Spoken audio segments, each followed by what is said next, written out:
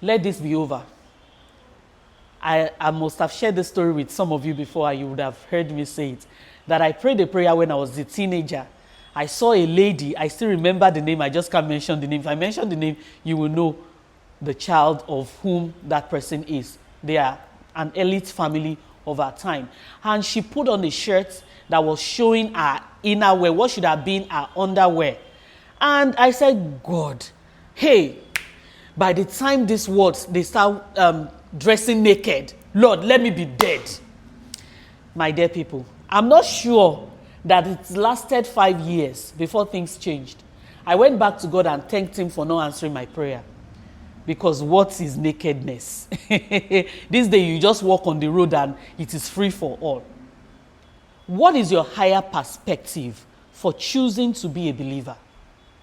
What is your higher perspective of living for waking up the following day and praising the Lord nevertheless? What is your higher perspective of living that would even make you spend some time with the Word of God with me today?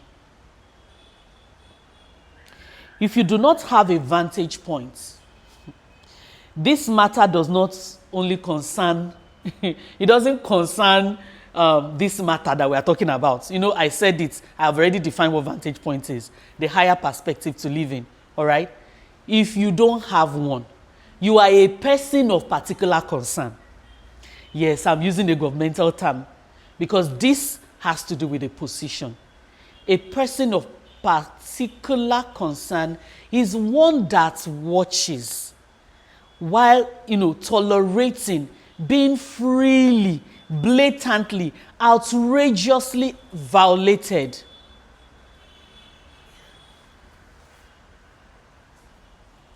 How do you go through all of the things I've just said and not rethink your life?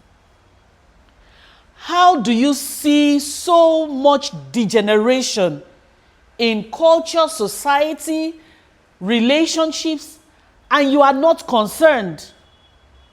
How do you work for decades only for somebody to mess up in civil service?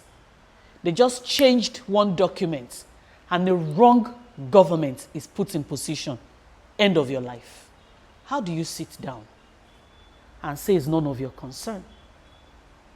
How haven't you become offensive about it?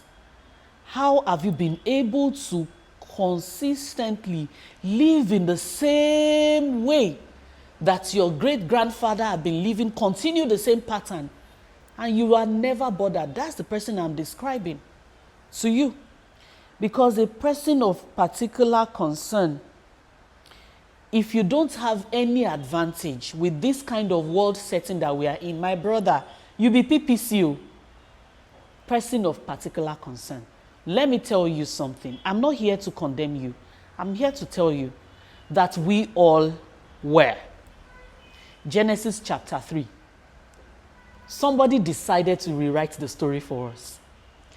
God put man in a position with himself.